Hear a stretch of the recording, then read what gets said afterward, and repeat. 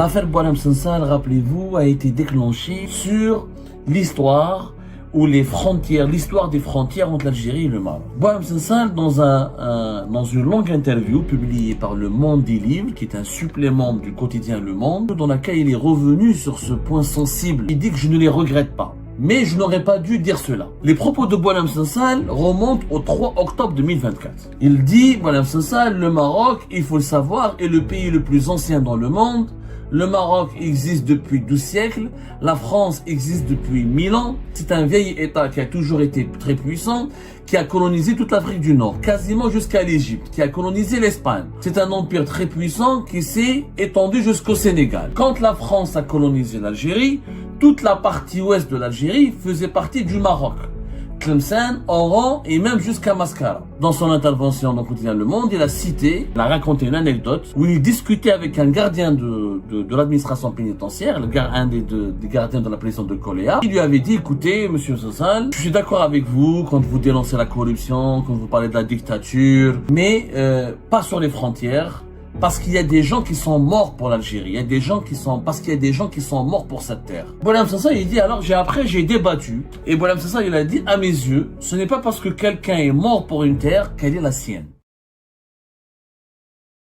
L'affaire Boualem Sansal, rappelez-vous, a été déclenchée préalablement au départ, à l'origine de cette affaire qui est devenue par la suite un méga scandale d'État, ensuite une grosse polémique géopolitique et diplomatique entre l'Algérie et la France, ensuite un casus belli, c'est-à-dire une cause de guerre, un élément déclencheur d'une guerre et d'une crise diplomatique et politique inédite entre l'Algérie et la France. À l'origine de tout cela, c'était les propos de Boualem Sansal qui avaient été tenus sur l'histoire des frontières entre l'Algérie et le Maroc. Boualem Sansal est revenu sur ces déclarations qui avaient déclenché une vive polémique et qui avaient provoqué ou qui avaient été utilisées comme prétexte pour justifier son arrestation à Alger le 16 novembre 2024. Boualem Sansal, dans une longue interview publiée par Le Monde des Livres, qui est un supplément du quotidien Le Monde, spécialisé dans l'actualité, dans la couverture de l'actualité culturelle et éditoriale et livresque. Moi, j'ai grandi avec Le Monde des Livres. Je me souviens tout petit adolescent, je l'achetais avec mon père, etc. Il me le transmettait, il me l'achetait. On avait tous les comptes rendus, les fiches, les résumés, les articles sur les événements culturels, les livres et les romans les plus importants de la littérature française, de la littérature même mondiale. Donc c'est dans le supplément, ou pour le supplément Le Monde des Livres, que Boualem Sansal a donné une longue interview dans laquelle il est revenu sur ce point sensible, qui était ses déclarations concernant le passé ou les frontières, ou la délimitation des frontières entre l'Algérie et le Maroc, ou les relations entre l'Algérie et le Maroc, les relations territoriales entre l'Algérie et le Maroc à travers le passé. Qu'avait-il, avant de vous dire, de vous résumer ce que Boualem Sansal, comment avec le recul après sa libération, après plus d'une année de crise diplomatique et d'un conflit, d'une violence inouïe entre l'Algérie et la France, il a eu le recul nécessaire pour avoir un regard ou pour mieux apprécier la teneur et l'impact de ses propos. D'abord, Boualem Sansal, dans son entretien au Monde des Livres, il dit que je ne les regrette pas. Mais je n'aurais pas dû dire cela. Voilà. En résumé, il dit que je ne les regrette pas, mais je n'aurais pas dû dire cela. Voilà. Alors, d'abord, avant je pense, de vous réciter ce qu'il avait dit dans l'interview du Monde, il faut rappeler ce que Boualem Sansal a dit. Parce qu'on l'a jamais bien écouté. On l'a jamais bien écouté, on l'a jamais bien lu. Et des millions d'Algériennes et d'Algériens se sont fait une opinion sur Boualem Sansal à partir de ses propos qui ont été décontextualisés, mal interprétés, voire dans certains, à certains moments, ils ont été totalement falsifiés et travestis. Les propos de Boualem Sansal remontent au 3 octobre 2024. À ce moment-là, Boualem Sansal était l'invité de l'émission Frontières.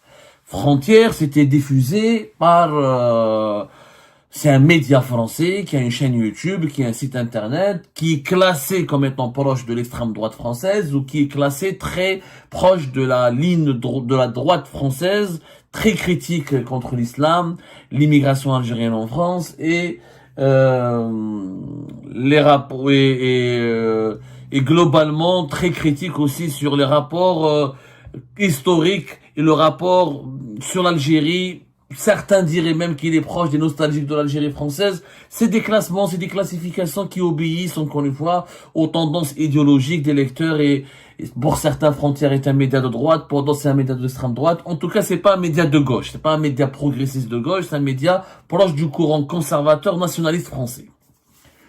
Dans cette émission, Madame Sensal parlait de son nouveau livre à l'époque, Le français parlons-en.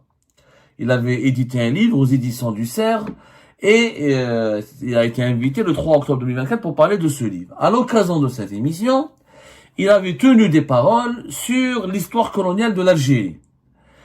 Par exemple, il avait dit ceci: nous avons gagné la guerre, nous avons chassé la France, mais par le biais du néocolonialisme, elle est en train de revenir. Elle nous crée des problèmes, elle est en train de nous voler nos cadres, non pas qu'elle ait besoin d'eux, mais pour que nous soyons en situation de régression. Donc, Bonhomme Sassal, il synthétisait, il critiquait le discours officiel du régime algérien par rapport à la France. Il était en train de s'exprimer au départ sur les particularités, les spécificités et la sensibilité des relations entre l'Algérie et la France.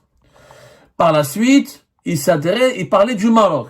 Parce que pour lui, dans son regard, dans son analyse de la politique extérieure du pays et de la gouvernance de l'Algérie, il y a deux problèmes. La France, la relation avec la France et la relation avec le Maroc. Il parle direct, dès qu'il a évoqué le Maroc, il l'a qualifié de grand rival de l'Algérie, un pays qui n'a pas été colonisé, mais qui a été placé sous protectorat pendant quelques décennies. Voilà ce que dit Bonhomme Sassal. Un pays, enfin, qui n'a jamais effectué de repentance et qui a réussi à endiguer l'islamisme. Bonhomme Sassal, il a un regard très bienveillant sur le Maroc. On le voit bien. Par la suite, on lui a, je pense, posé la question: l'Algérie devrait-elle s'inspirer de son rival marocain parfois? Et c'est là où il commence à faire sa fameuse phrase qui va déclencher qui va être utilisé par la suite pour justifier son arrestation, son incarcération, et qui va transformer son affaire en une affaire d'État, un scandale d'État. Il dit, voilà, c'est ça, le Maroc, il faut le savoir, est le pays le plus ancien dans le monde. Le Maroc existe depuis 12 siècles. La France existe depuis 1000 ans. Il existait dans sa forme actuelle avec un sultan. C'est un vieil État qui a toujours été très puissant, qui a colonisé toute l'Afrique du Nord, quasiment jusqu'à l'Égypte, qui a colonisé l'Espagne. C'est un empire très puissant qui s'est étendu jusqu'au Sénégal. Donc, il a une vision, il dit que le Maroc était un empire, il a une vision très positive, il glorifie le Maroc et son passé. Jusque-là, c'est pas un problème. La phrase qui a touché, qui a blessé par la suite, c'est quand Bonhomme Sassal, il a dit: quand la France a colonisé l'Algérie, toute la partie ouest de l'Algérie faisait partie du Maroc. Tlemcen, Oran et même jusqu'à Mascara. Or, quand la France colonise l'Algérie, elle s'installe comme prétectorat au Maroc et décide comme ça, arbitrairement, de rattacher tout l'est du Maroc à l'Algérie en traçant une frontière. Voilà les propos de Bonhomme Sassal, qui, par la suite, on l'a accusé, sur la base de ses paroles, de porter atteinte à l'unité nationale et de rouler pour le Makhzen marocain et d'avoir été instrumentalisé par l'extrême droite française pour blesser la dignité de l'Algérie, des Algériens et des Algériens, et pour favoriser les thèses marocaines il y a certains mouvements au Maroc extrémistes qui parlent du Grand Maroc et de la nécessité de restaurer le Maroc. Donc c'est des mouvements extrémistes au Maroc. Il faut savoir que il y a les accords, encore une fois, l'intangibilité des frontières entre l'Algérie et le Maroc, elle a été actée depuis 72. Il y a un accord qui reconnaît les frontières actuelles et il n'y a pas de revendication officielle de la part du Maroc sur des régions en Algérie, comme il n'y a pas de revendication officielle de l'Algérie sur des régions qui appartiennent au Maroc, pour être très clair. Mais Bonhomme Sassal parlait du passé. Il n'a pas dit que l'Algérie doit restituer des régions au Maroc, ou que le Maroc doit récupérer Oran ou Mascara. Il a dit au passé, voilà selon lui, selon sa lecture de l'histoire, comment ça s'est passé. Quand le quotidien Le Monde des Livres, quand le supplément du Monde, Le Monde des Livres lui a posé la question concernant ses propos, il s'est expliqué. Il s'est expliqué clairement, il a dit,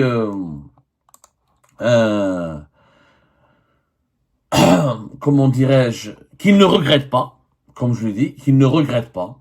Par contre, il n'aurait pas dû dire cela. Pourquoi? Parce qu'il a cité, dans son intervention dans le quotidien Le Monde, il a cité un passage où il a raconté une anecdote où il discutait avec un gardien de l'administration pénitentiaire, un des gardiens de la prison de Coléa, qu'il avait l'habitude de côtoyer ou qu'il avait l'habitude de voir quand il était en détention de la prison de Coléa. Et il lui avait dit, écoutez, monsieur Sassal, ce gardien, donc voilà, vous imaginez, il y a des Algériens très cultivés, très lucides, très civilisés, très ouverts d'esprit, y compris au sein de l'administration pénitentiaire algérienne, ce qui est quand même un signe d'espoir et ça remonte le moral. Il lui a dit textuellement, monsieur Boualem Sassal, je suis d'accord avec vous quand vous dénoncez la corruption, quand vous parlez de la dictature, quand vous parlez de la mauvaise gouvernance, etc.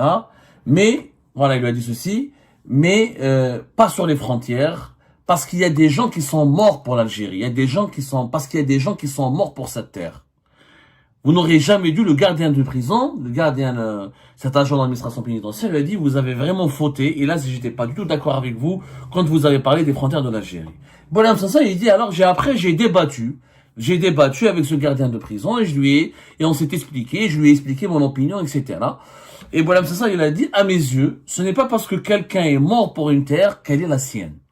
C'est une déclaration, encore une fois, très forte et qui peut prêter à confusion et qui peut susciter le courroux des autorités algériennes et qui peut même indigner la population algérienne parce que là, Boualem Sassal, il fait toujours de la provocation. Mais il faut savoir que Boualem Sassal est un provocateur. Boualem Sassal se réclame se réclame comme étant, et il se définit lui-même, il assume comme étant un provocateur, il estime qu'il est nécessaire de provoquer la société ou la population pour parler de certaines vérités qui sont gênantes. Il a, par exemple, dans les colonnes du quotidien, du supplément Le Monde des Livres, le supplément du quotidien Le Monde, il a dit, oui, je suis un grand gaffeur, je gaffe tout le temps, c'est dans ma nature, on m'a toujours appelé Gaston Lagaffe, c'est vrai que parfois je m'exprime trop vite. Mais c'est toujours fondé sur des faits réels. Il reconnaît que quand il dit qu'il s'exprime trop vite, ça veut dire qu'il est brutal, qu'il est des fois brutal, qu'il peut être blessant, qu'il peut être offensant. Mais lui, il défend, il dit qu'il ne s'est pas trompé. En fait, il se remet en cause au niveau de la manière, au niveau de la forme, mais pas au niveau du fond. Encore une fois, il dit par exemple, en 1848, quand le territoire algérien a été intégré à la France en tant que département, il fallait lui donner des frontières. Qui a tracé les frontières de l'Algérie? C'est l'armée française. Pour moi, dire cela, ce n'est pas gaffer. Si c'est blanc, je dis que c'est blanc. Alors on m'objecte, il ne faut pas dire que c'est blanc. Il faut dire que ce n'est pas noir. Donc lui, il essaye de dire que il y a des vérités historiques, il pense qu'il détient la vérité historique, il pense qu'il n'a pas fait d'erreur. Par exemple, il a dit toujours dans cette interview au Monde des Livres, je pensais que c'était des banalités, des choses connues, mais effectivement beaucoup de gens me l'ont dit ensuite et maintenant je le reconnais. Je me souviens d'une conversation avec un gardien chef qui m'a confié, moi je suis d'accord avec tout ce que vous avez dit sur le régime, la corruption, mais pas sur les frontières parce qu'il y a des gens qui sont morts pour cette terre. Et c'est par la suite que Boualem Sassal dit je ne les regrette pas, ces paroles, je ne les regrette pas, mais je n'aurais pas dû dire cela. Voilà. هذه هي la polémique Boualem Sassal. Boualem Sassal, il a une certaine lecture de l'histoire, il interprète à sa façon certains événements de l'histoire, il peut avoir raison, il peut se tromper, et c'est un provocateur, il aime provoquer le débat, il utilise toujours un vocabulaire qui peut paraître blessant, offensant quand il parle de certains sujets considérés par certaines sociétés, comme la société algérienne, comme étant des constances de la nation. Mais ce n'est pas un criminel. C'est-à-dire que l'affaire Boualem Sassal a démarré de ses propos. À partir de ses propos. A dit l'affaire Boualem Sassal. Il n'y avait pas d'affaire Boualem Sansal. Par la suite, quand on l'a jugé première fois en mois de mars 2025, on a découvert qu'on lui a ajouté dans le dossier des échanges privés avec 2 ambassadeurs français, dont l'ancien ambassadeur de France à Alger, Xavier Driancourt, où il a envoyé des messages WhatsApp pour se moquer de Shengreha et de l'économie algérienne. Et un autre message à celui qui était censé être toujours l'ambassade de France à Alger, l'actuel ambassadeur de France à Alger, qui n'est pas revenu parce que depuis avril 2025, il n'a pas rejoint son poste. Il avait été rappelé par Emmanuel Macron. L'affaire Boualem Sansal, c'est ça. Il n'y a pas d'espionnage. Il n'y a pas tout ce que Tebboune a raconté, suspicion de témoignage, suspicions d'espionnage, affiliation à un lobby étranger, Boualem Sansal, l'agent d'Israël, un plan pour déstabiliser l'Algérie avec Driancourt et Bruno Retailleau. Tout ça, c'était du vent. Tout ça, c'est que de la propagande et des accusations mensongères et infondées. L'affaire Boualem Sansal, ce sont des propos de Boualem Sansal sur le tracé des frontières entre l'Algérie et le Maroc. Bien sûr, je peux comprendre que les Algériens et les Algériens ne sont pas d'accord avec Boualem Sansal. Je ne suis pas d'accord moi-même avec Boualem Sansal. Boualem Sansal, il est critiquable, il est condamnable, on peut le dénoncer, on peut ne pas l'aimer, on peut le détester, on peut le critiquer, je suis tout à fait d'accord et ça ne se discute pas. Mais fallait-il provoquer un scandale géopolitique et diplomatique qui a nécessité l'intervention d'une puissance étrangère comme l'Allemagne et qui a nécessité tout un feuilleton de tensions diplomatiques et géopolitiques pour quelques propos sur l'histoire des frontières entre l'Algérie et le Maroc. L'Algérie, c'est un grand pays, c'est un pays qui est sûr de lui, un pays qui est confiant, il protège son intégrité territoriale, ses frontières ne sont pas remises par aucun État membre, aucun de ses voisins. Officiellement, en tout cas, il n'y a pas eu de remise en cause de la frontière algérienne et l'Algérie a suffisamment de forces militaires et de forces humaines et de forces de cour pour défendre son intégrité territoriale. Comment peut-on croire que les déclarations d'un écrivain provocateur, trop libre, peut-être inconscient, peut-être pas suffisamment conscient de la sensibilité du sujet, aurait pu mettre en danger l'intégrité territoriale du pays? C'est ça le vrai débat qu'on devrait avoir aujourd'hui. Est-ce qu'on n'a pas surexagéré? Est-ce que notre réaction, je parle de tous, nous les Algériennes et les Algériens, je me mets moi-même, alors que moi j'ai pas été choqué particulièrement par les propos de Boualem Sansal. Je ne suis pas d'accord, j'aurais aimé débattre avec lui, j'aurais peut-être utilisé d'autres faits historiques qui contredisent Boualem Sansal. Je peux dire que le royaume de Tlemcen avait aussi gouverné ou exercé de l'influence ou annexé certaines régions de l'Est du Maroc. Est-ce qu'il faudrait que maintenant que l'Est du Maroc revienne en Algérie? J'aurais pu dire qu'il y a des royaumes, je pourrais revenir jusqu'à l'Antiquité, à l'époque de la Numidie, où la Numidie c'était le cœur central, c'était l'Algérie. Si on réfléchit, si on revient à l'histoire, je pourrais dire que l'Empire romain, il a dominé tout le bassin méditerranéen. Donc est-ce que l'Italie doit avoir pour autant des revendications territoriales sur tous les pays du bassin méditerranéen? Ça n'a pas de sens. Utiliser l'histoire pour remettre en cause les statuts du présent, les statuts des frontières du présent ou les configurations des pays, les configurations actuelles des pays ou des États, c'est très dangereux comme exercice qui pourrait provoquer des guerres et une instabilité permanente. Il y a toujours un événement dans l'histoire ou un épisode qui pourrait être en faveur d'un pays au détriment d'un autre, où il y a toujours eu des empires, des royaumes qui ont dominé des territoires, qui ont dirigé des territoires pendant des siècles, mais ça ne veut pas dire qu'ils doivent les conserver pour autant dans leur gérant jusqu'à aujourd'hui encore. Mais nous, on n'a pas eu de débat, parce qu'on n'a pas la culture du débat. Parce que la nouvelle Algérie de Tebboune, elle nous pousse à être dans l'indignation, à être dans la colère, dans la violence, dans le fanatisme, dans le rejet.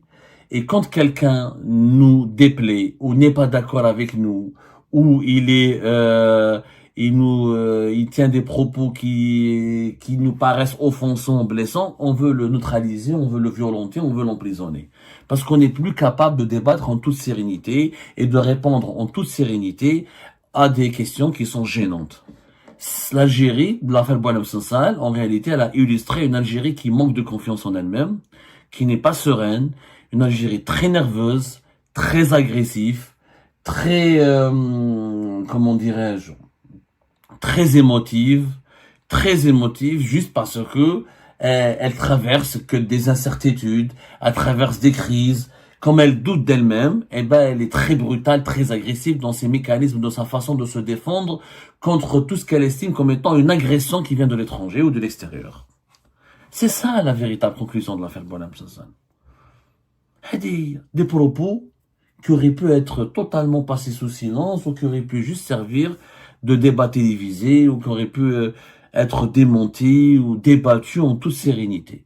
On a donné une affaire géopolitique, une arrestation, provocation, une médiatisation transière, on l'a traité de bâtard, on l'a traité d'espion, on l'a traité d'agent du sionisme, d'un agent d'un complot étranger contre la sécurité nationale. Un affaire, il a été libéré le plus normalement du monde à la suite de l'intervention d'une puissance étrangère, alors que nous, son arrestation a été justifiée par la nécessité de protéger la souveraineté nationale contre les ingérences étrangères, contre les menaces venant de l'étranger.